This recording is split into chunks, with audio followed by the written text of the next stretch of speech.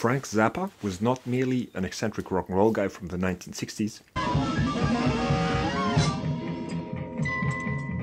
who took drugs, defecated on stage and stepped on baby chickens, but also a serious composer who handwrote hundreds of orchestral and chamber music pieces and collaborated with prominent figures and institutions in the classical music world of his day. In this video I will present my analysis of the opening bars of his chamber music piece, Revised Music for Low-Budget Orchestra. I subdivided the opening 37 bars into different segments based on the nature of the sonorities used. There are 3 segments containing completely diatonic material and 2 segments with material that could be described as anything between mildly dissonant and completely chromatic and atonal. The 2 atonal segments are motivically related, the second being a variation of the first. The diatonic sections in this piece can be described as pandiatonic. Pandiatonic means the use of diatonic scales, which is the major scale and its modes, but at the same time, the complete absence of functional harmony.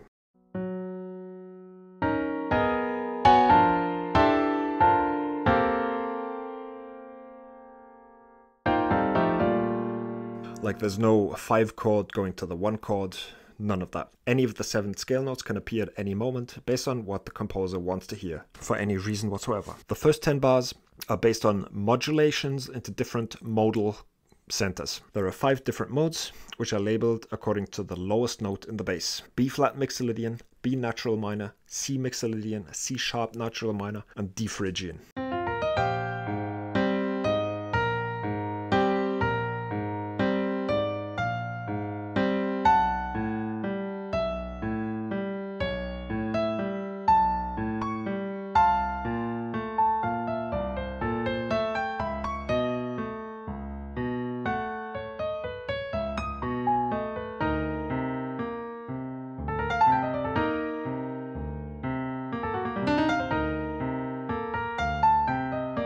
As you can tell, all of these modes are modulating via ascending semitone. There are frequent time signature changes, and the ostinato-like bass figure is characterized by large interval leaps, minor and major sevenths, always playing the scale degrees 1, 7, 6 of whatever mode is happening at that moment.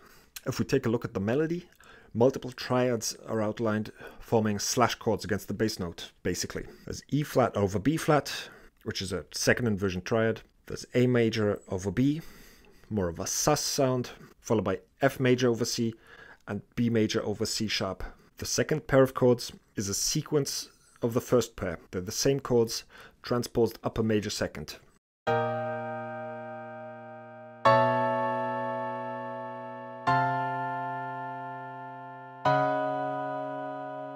After this sequence of mode pairs, a point of relative rest is reached as the D phrygian mode is maintained for 3 bars, and the melodic activity also slows down, with the B flat note being held for a while, albeit with some frantic embellishments landing back on the note B flat. The last 16th notes are a repetition of the first embellishment, with larger note values. It's an augmentation. Then comes the first atonal passage, which begins with a G minor scale run with some chromatic passing tones. This measure shows some dissonance with major 7th intervals, minor thirds, and a lot of chromaticism. This is followed in the next measure by some huge 4th stacks.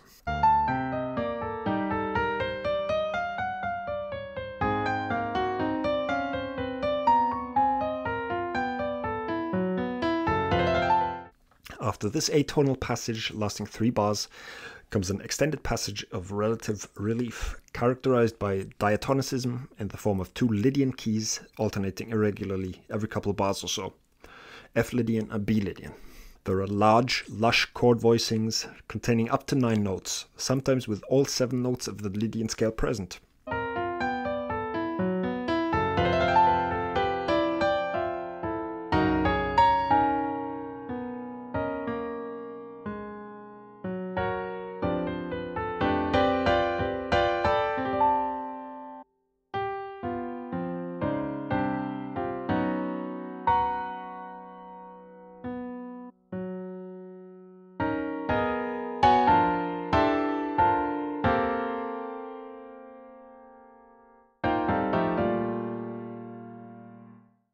What's sort of a constant in Zappa is that he likes to employ smooth voice leading when modulating from one mode to another. In this case, meaning he looks to move in semitones.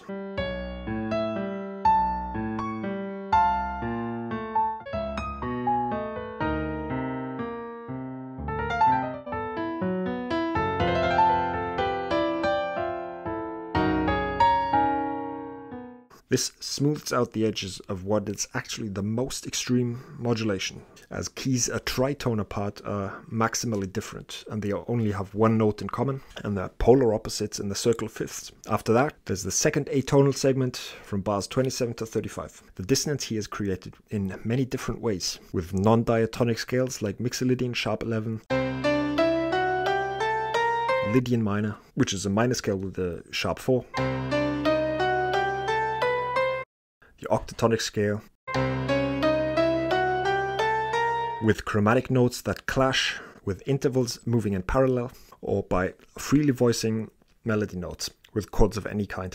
We start out here with what I'll call an ominous motif, harmonized with some triads like A augmented and E flat major over a chord from the octatonic scale, C halftone whole tone.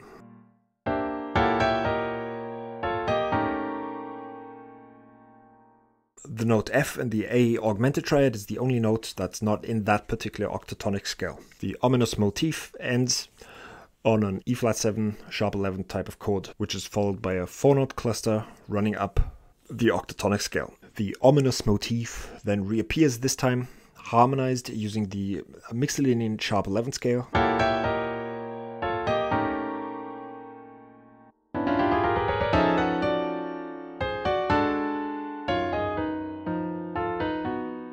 Zappa adds in some extra tension with 3 conflicting notes, F natural, C sharp, and D sharp. The ominous motif is then promptly transposed in the next measure, down a minor third. Then the bars 11 to 13 reappear in the melody, but Zappa uses different techniques to harmonize each melody note. The G minor scale run is tracked by major 6th moving in parallel, while the 2 lower voices are also moving in major 6ths, but in contrary motion, meaning the top 2 voices go up, the lower 2 voices go down, and vice versa. The next measure shows the same chromatic passage as earlier, with the major 7ths and minor 3rds. Here every note is harmonized with a different voicing, and I won't go into what all of these chords are, but I'll say that they all could be in a certain scale. Some diatonic, some non-diatonic. Then we have a brief appearance of the 4th stack. Here each note is harmonized with the same voicing, comprised of a major 6 plus a major 7, leading into another 4-note octatonic scale run.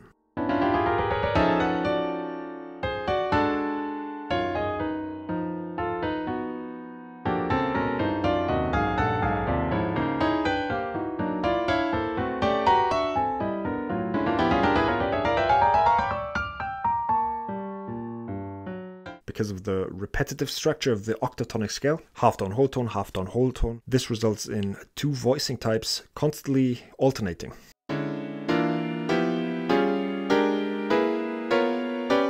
This culminates in a measure in G Lydian minor, in this case G melodic minor with a sharp 4 instead of a 4. Then there's the last diatonic passage, lasting 2 bars. First bar having a kind of D minor 11 sound or G sus sound, followed by an A flat 7 sus sound created with mode 2 of the major pentatonic scale.